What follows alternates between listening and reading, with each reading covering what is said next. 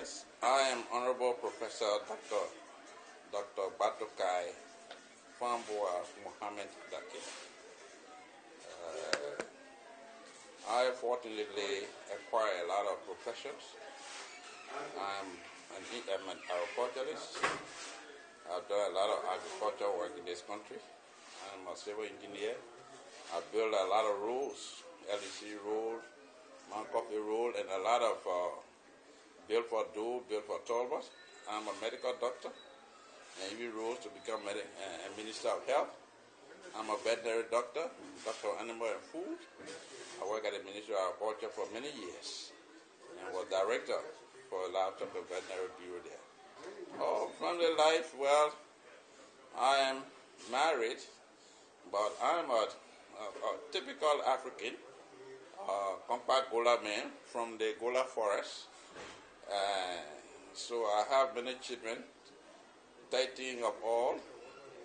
I could have had more, but these are the ones the woman gave me. And so there are 8 girls and 5 boys. They scattered all over the world. Some in Liberia, some in America, some in England, and so forth.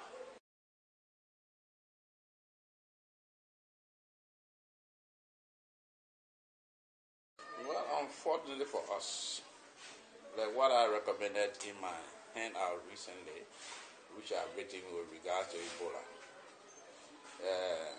out of experience and out of greed for money, the entire health institutions were shut down. I'm recommending that all the health institutions, hospitals, clinics, and health posts should be open with immediate effect. A complete separation of the Ebola treatment centers, they should be separated from the regular medical centers.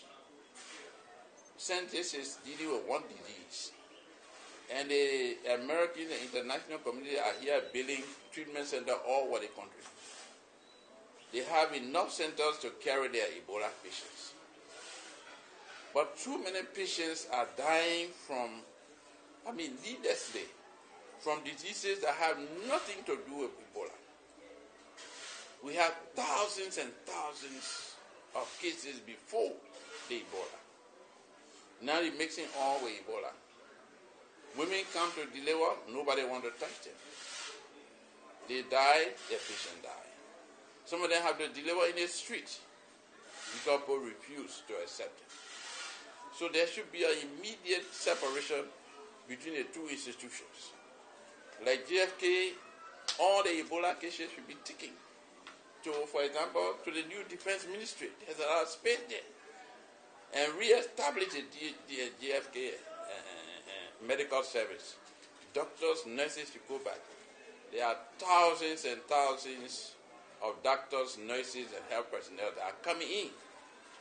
Just from Nigeria alone, the Americans are bringing 600 doctors and nurses. From the DR Congo, 1,000 doctors and nurses are coming. The World Bank president is bringing 500 in recruiting. You see, so we have already on the ground, we have the Ugandans are here, and other personnel from other countries are already here. So there is enough medical personnel to manage the Ebola cases. Let the Liberian doctors go back to their institution and re-establish the institution to serve the general public as they were doing before. So the international community can take care of the Ebola cases. This is what we're recommending.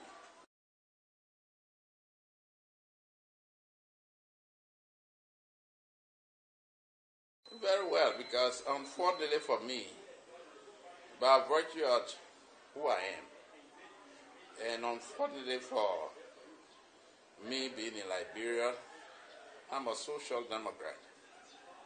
I'm not a capitalist. I was trained in Europe.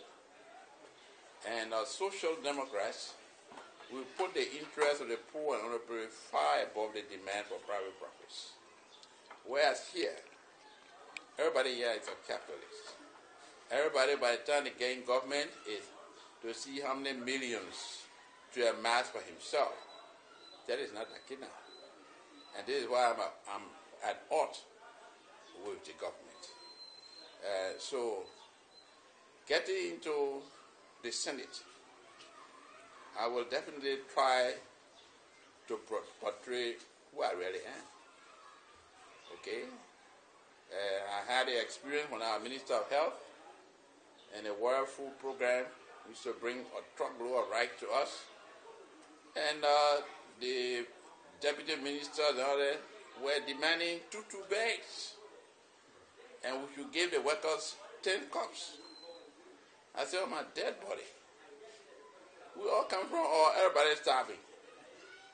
Gave all the staff half bag of rice. And you who are ministers, you take 1 bag. They got bags. But it went through. We had to do it. And you understand? They would go and buy, they went and bought 9 ratting vehicles in Kohuba, Lebanese, across the bush. I'm telling you a living story. 9.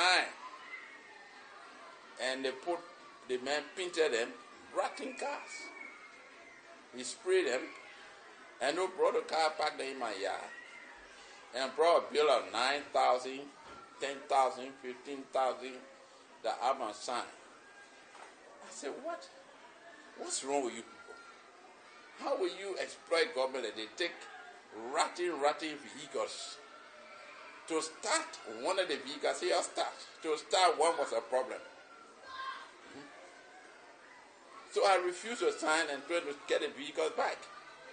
They got angry and started fighting to see how to get me out of the ministry. See, the man want money. The man he want money. And this is the situation on the ground. But I cannot change myself because this is what I learned in Europe, and this type of government I know, and so this is the kind of government I hope will one day take place in this country so that library will be built. But if everybody got to amass millions, we will never build this country. Okay? And this country will remain one of the poorest and least developed for many, many years to come.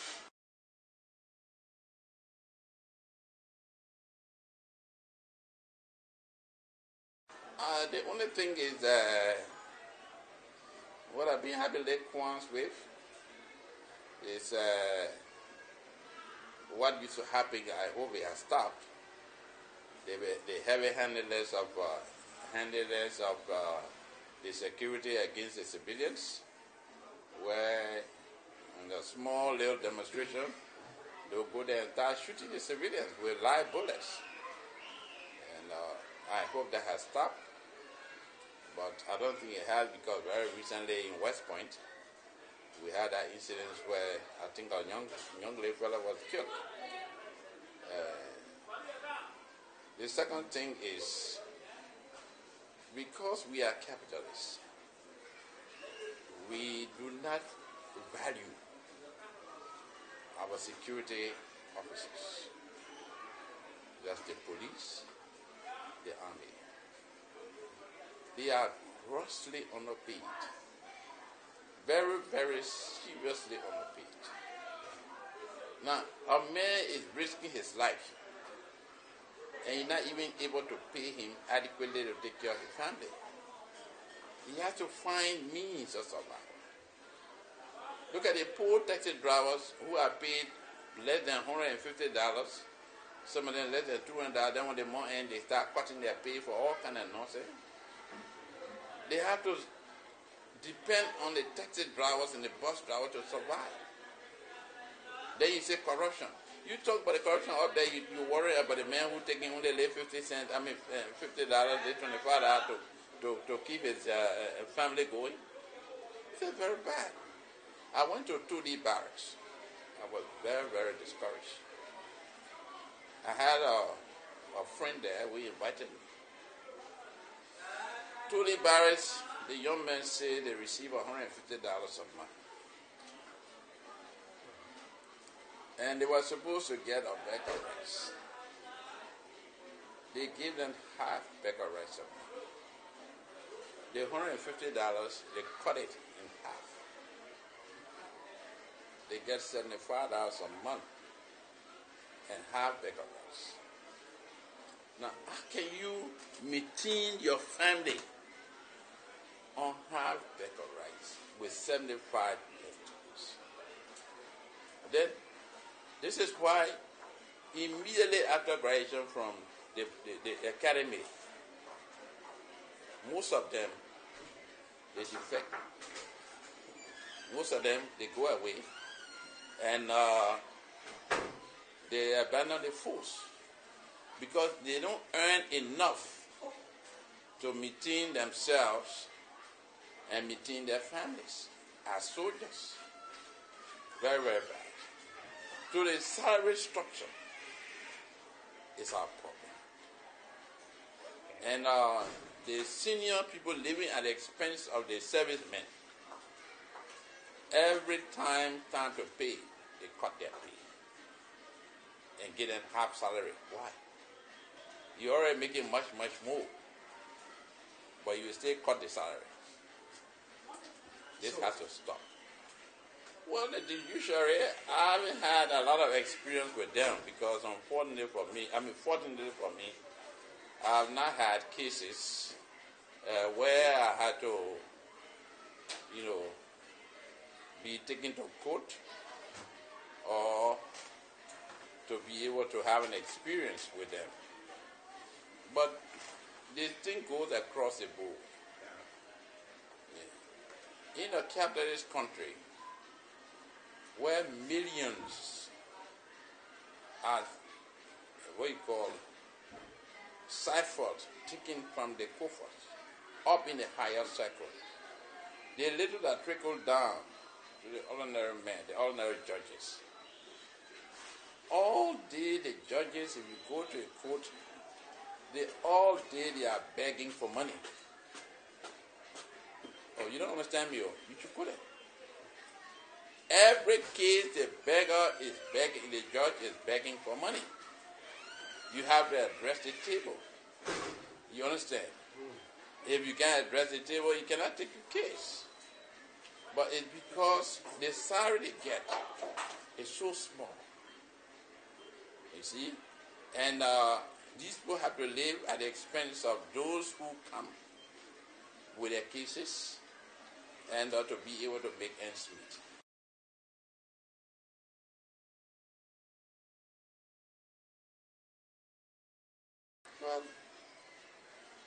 Well, peace and reconciliation,